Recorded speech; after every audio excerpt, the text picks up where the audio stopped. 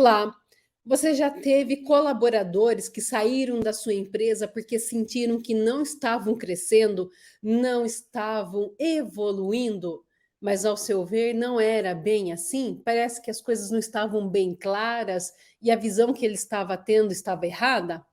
Pois é, essa é algumas das reclamações que eu recebo de vários empresários aqui no meu instituto. E na aula de hoje, nós vamos falar sobre isso. Como que você mostra para o seu colaborador que ele está crescendo, que ele é importante, que ele tem sim um objetivo dentro da sua empresa?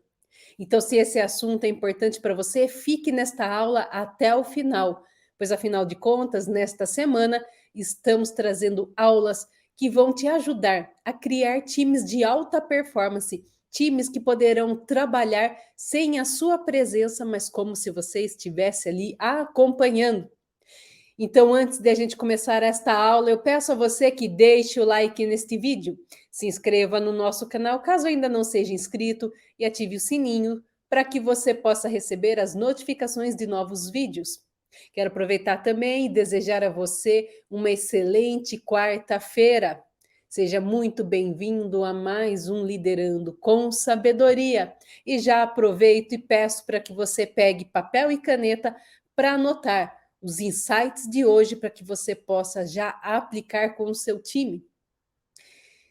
Então, muitas vezes, nós vivemos isso ou vemos outros empresários sofrendo com isso, de funcionários que acham que não estão crescendo e acabam trocando de empresa, indo para outro emprego, para que eles sintam que eles estão sim contribuindo, colaborando e crescendo, principalmente crescendo. Então, para a gente poder resolver esse assunto pontualmente, eu trouxe alguns insights. Primeiro deles, escreva aí. Tenha objetivos definidos claros para o seu colaborador. Muito se fala hoje em dia de objetivos da empresa, objetivos macros, metas, mas às vezes se esquece daqueles objetivos menores, dos objetivos direto de cada colaborador. Então, você tem que ter isso claro. Quais são as tarefas que ele tem que realizar? Quais são os objetivos de cada uma dessas tarefas?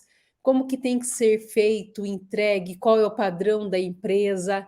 E isso tem que estar claro já no primeiro dia de trabalho.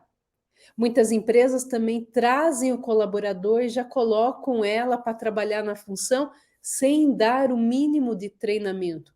Não é porque a pessoa tem experiência que ela não tem que entender como que se trabalha dentro dessa empresa. Porque uma coisa a gente tem que entender, muito do que os nossos colaboradores aprendem é parte da nossa cultura. E empresas têm culturas diferentes, porque a cultura ela vem do dono, do proprietário, do líder, quando é uma empresa muito grande. E aí é o que nós chamamos de vício. Já ouviu isso? Alguém falar, eu não quero contratar uma pessoa muito experiente porque ela vem cheia de vícios. Mas não é questão que ela vem cheia de vícios. Ela vem com um aprendizado da cultura da outra empresa. Então, quando essa pessoa chega na sua empresa, ela tem que passar pelo treinamento da sua cultura, ela tem que ter claro os seus objetivos, como que é feita a entrega. Porque se você não fizer isso, ela vai fazer a entrega da maneira com que ela sabe, ou no seu olhar muitas vezes, com o vício que ela trouxe da outra empresa. E aí você começa a se estressar à toa. Então, esse é o primeiro ponto para que o seu colaborador se sinta bem. Tenha tudo já definido no primeiro dia, como que ele tem que fazer, o que ele tem que fazer, como que ele vai entregar. E aí você vai dar liberdade para ele poder utilizar da experiência dele, da imaginação dele, da criatividade dele e entregar o trabalho, mas estando dentro do seu padrão, respeitando a sua cultura, os seus valores, tá bom? Então, esse é um ponto muito importante. Segundo ponto, marque aí. Você tem que ter tarefas também para esse colaborador que sejam relevantes. Tarefas que para ele tragam sentido no que ele está fazendo. Você pode perceber, e eu vejo aqui pelos meus mentorados, Muitos que perderam funcionários, isso já aconteceu comigo no início também, era porque nós estávamos, às vezes, dando tarefas a essas pessoas muito rotineiras, muito simples, e não nos permitia visualizar ou até mesmo aprender de outras tarefas que seriam mais relevantes para eles. Escutar deles o que eles gostariam de aprender, escutar deles como que eles se imaginam crescendo nessa carreira, crescendo nessa empresa e tentar ver aonde que a gente pode também contribuir. Então você tem que ter essas tarefas relevantes. É claro que nem tudo que a gente faz, isso acontece até conosco, que somos os donos, proprietários, nem tudo que nós fazemos nós gostamos, não é mesmo? Algumas coisas são extremamente necessárias, mas também muita coisa que move a gente são coisas que a gente gosta, e isso não é diferente para eles. Então a gente tem que entender isso e trazer isso numa dosagem bem medida, que faça bem para eles e para a empresa. Terceiro ponto, você tem que acompanhar e ensinar, corrigir a trajetória. Mesmo que a pessoa seja experiente, você tem que acompanhar se ela está trabalhando conforme o padrão da empresa, entregando conforme o padrão da empresa. E nesse acompanhamento, se houver necessidade de você ensinar algo específico ou até mesmo corrigir, com todo amor e carinho, você corrige. Porque muitas vezes, e é o que eu mais vejo aqui, você vai ver eu repetir isso em vários vídeos, muitos empresários, muitos empreendedores delargam as tarefas e não delegam. E qual é a diferença do delargar para o delegar?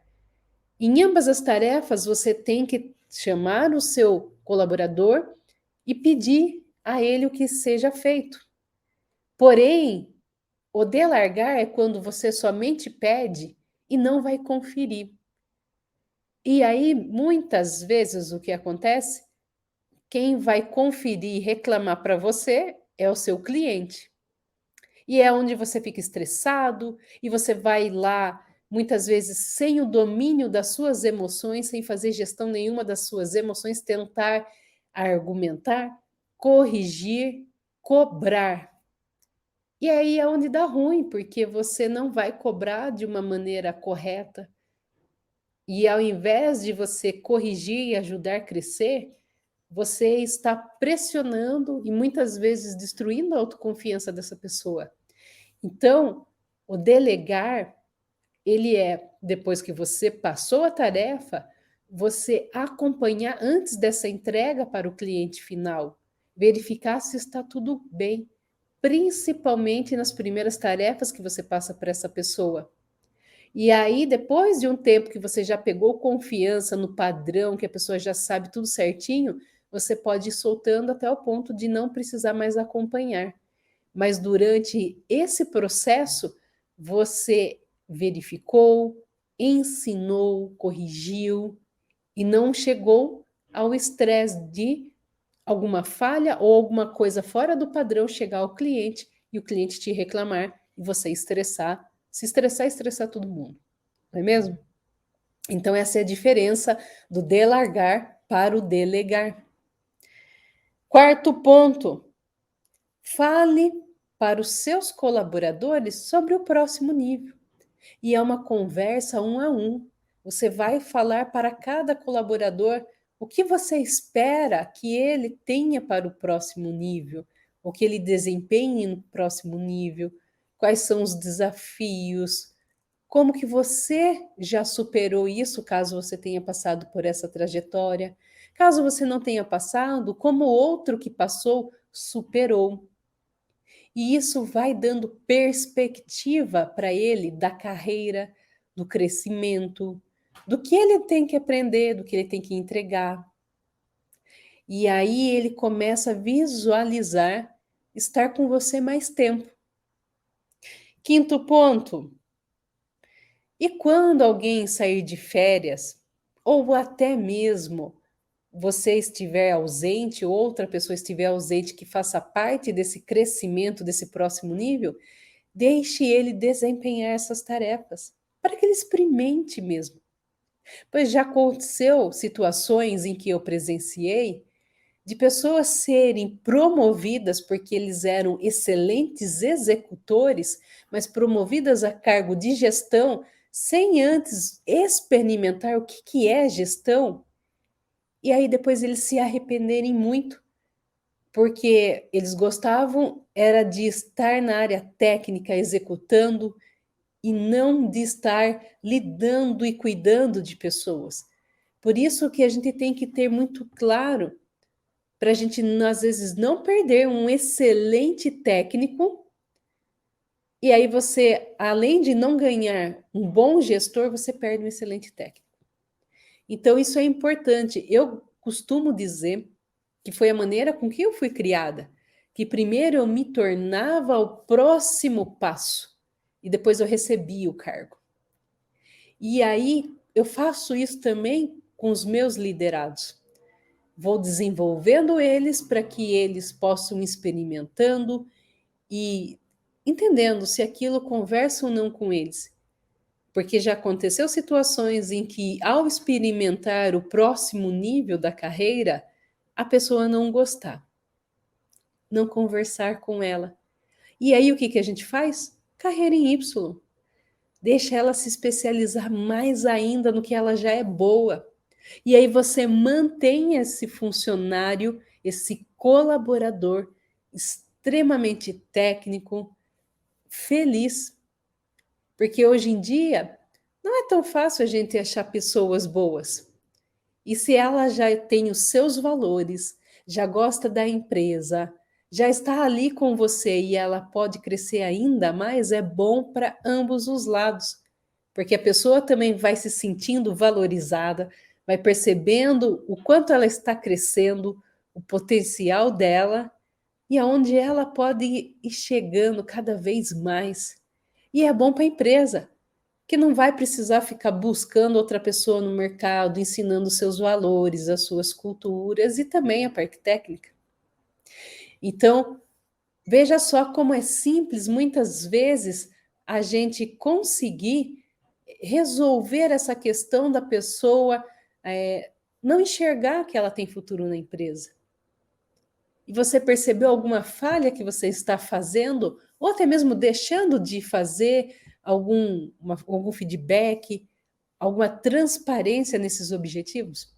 Porque, principalmente quando falamos de objetivos para empresários, empreendedores, líderes, a primeira coisa que vem na cabeça são os objetivos da empresa, mas é esquecido os objetivos de cada função, de cada colaborador, que é muito importante a gente ter isso definido, tá bom?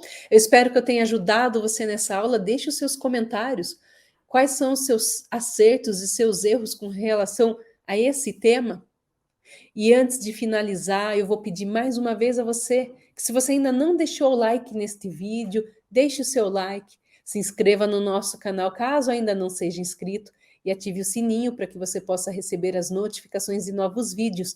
E não perca a aula de amanhã, onde nós vamos falar sobre feedback, como fazer um feedback realmente vencedor para a sua empresa e para o funcionário, para você tirar esse sentimento de que feedback é simplesmente uma reunião para falar coisas negativas, tá bom?